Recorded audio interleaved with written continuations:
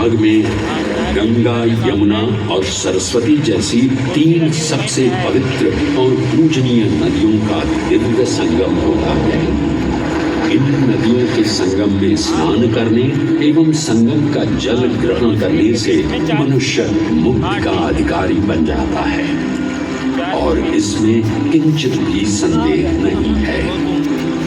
ब्रह्म पुराण में ब्रह्मा जी भी कहते हैं कि प्रयाग में सरस्वती जी अदृश्य रूप में आकर गंगा जी से मिलती हैं। इसलिए इस क्षेत्र को सरस्वती तीर्थ संगम भी कहा गया है। सरस्वती नदी के अदृश्य रूप से मिलने के पीछे भी एक पौराणिक कथा सुनने को मिलती है। ऐसा माना जाता है कि बद्रीनाथ क्षेत्र की गुफाओं में जब वेद व्यास जी भगवान गणेश को महाभारत की कथा सुना रहे थे, तब उस क्षण सरस्वती जी हिम शिखरों से टकराते हुए अपना मार्ग बनाती हुई बड़ी ही तीव्र गति से बह रही थी। सरस्वती नदी के इस तेज बहाव से उत्पन्न होने वाली तेज ध्वनि वेद व्यास जी का ध्यान भंग कर रही थी। इसलिए महर्षि वेद व्यास जी ने सरस्वती जी से वेद ध्वनि को कम करने का आग्रह किया, परंतु उनके अनुरोध उपरांत भी जब सरस्वती नदी के वेग एवं ध्वनि में कोई कमी नहीं हुई, तो उन्होंने क्रोधित होकर सरस्वती जी को श्राप दे दिया और कहा कि वे अब धरती के भीतर यानी कि पाताल लोक में मारेंगे। तब से ये माना जाता है कि हिम शिखरों से उद्गमित हुई सरस्वती नदी उत्तराखंड के माना गांव से आगे अपने अदृश्य रूप में प्रवाहित होती है। आगे चलकर यही अदृश्य रूपी मां सरस्वती प्रयागराज में गंगा एवं यमुना नदी से मिलकर त्रिवेणी संगम को पूर्ण करती है। ये प्रयाग नगरी पवित्रता का उद्गम है, जिसके अंश हमें वेदों एवं पुराणों में भी मिलते हैं, जिनमें वर्णित है सुरों असुरों द्वारा हुआ समुद्र मंथन। अमृत प्राप्ति के लिए सुरों और असुरों ने एकजुट होकर क्षीर सागर का मंथन किया, जिसके संदर्भ में पुराणों में विभिन्न कथाएं देखने को मिलती हैं। उन्हीं कथाओं में एक कथा महर्षि दुर्वासा और इंद्रदेव से संबंधित है। इस कथा के अनुसार ऋषि दुर्वासा ने इंद्रदेव से प्रसन्न हो उन्हें पारिजात पुष्पों की एक दिव्य माला भेंट की, जिसे इंद्रदेव ने साधारण पुष्पों की माला समझ स्वयं धारण न कर उसे अपने वाहक गजराज ऐरावत के मस्तक पर रख दिया।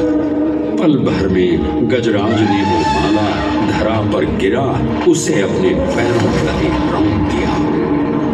ऋषि दुर्वासा से ये अपमान सहन न हुआ और उसी क्षण क्रोधित हो उन्होंने इंद्रदेव को श्राप दे दिया। हे अहंकारी इंद्र, तेरा इतना दुस्साहस कि तूने मेरा अपमान किया। जिस वैभव एवं शौर्य पर तू इतरा रहा है, क्षण भर में ही तेरा ये वैभव, प्रतिष्ठा, शक्तियां सब नष्ट हो जाएंगी। अत्रि पुत्र दुर्वासा समस्त देवगणों को श्रीहीन होने का श्राप देता हूं।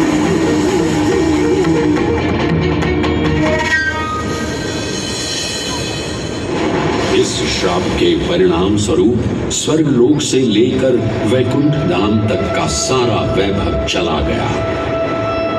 जहां स्वर्गलोक में सभी देवता अपना वैभव एवं शक्तियां खो चुके थे, वहीं वैकुंठ धाम में मां लक्ष्मी भी क्षीर सागर की गहराइयों में चली गई।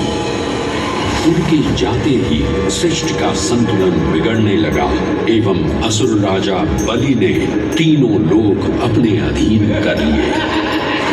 ये सब देखकर सभी देवतागण अपने श्राप के निवारण हेतु भगवान विष्णु की शरण में जा पहुंचे और कहने लगे, हे पालनहार, हे स्वामी, अब आप ही हमें इस श्राप से मुक्त होने का मार्ग बता सकते हैं, अन्यथा हम अपनी शक्तियों से सदैव वंचित ही रहेंगे और युद्ध में कभी भी असुरों का सामना नहीं कर पाएंगे। हे देवराज, ऋषि दुर्वासा के श्राप से सभी देवतागण जीवन मृत्यु के काल चक्र में बंध चुके हैं। इस काल चक्र एवं श्राप से मुक्त होने के लिए अब केवल एक ही मार्ग शेष है और वो है समुद्र मंथन। इस समुद्र मंथन से निकलने वाली रत्न ही आपके खोए हुए यश, वैभव और कीर्ति को पुनः स्थापित करेंगे। परंतु आपको इस मंथन के लिए असुरों के बल की भी आवश्यकता होगी, क्योंकि उनके बिना यह समुद्र मंथन संभव नहीं है। जैसे आपकी आज्ञा प्रभु, हम असुरों के साथ समुद्र मंथन करने के लिए तैयार हैं। देवताओं और असुरों ने एक मत होकर क्षीर सागर का मंथन करना स्वीकार किया। जहां मंदार पर्वत मथनी के रूप में आए तो वहीं वासुकी नाग को नेति की भूमिका मिली। भगवान विष्णु ने स्वयं कूर्म अवतार धारण कर मंदार पर्वत को उसका आधार प्रदान किया। क्षीर सागर को मथना शुरू किया गया और 14 रत्नों में सबसे पहले हलाहल विष उत्पन्न हुआ। उस विष के प्रभाव को कोई भी देवता या असुर सहन करने में समर्थ नहीं थे। इस कालकूट विष से सृष्टि का विनाश हो सकता था। इसीलिए इस आपदा से बचाने स्वयं देवों के देव महादेव प्रकट हुए और उन्होंने इस विष का पान किया। ये सब देख मां पार्वती ने विष को भगवान शिव के कंठ तक ही रोक दिया। इस कालकूट विष के प्रभाव से महादेव का कंठ नीला पड़ गया और तभी से उन्हें नीलकंठ के नाम से ही जाना जाने लगा।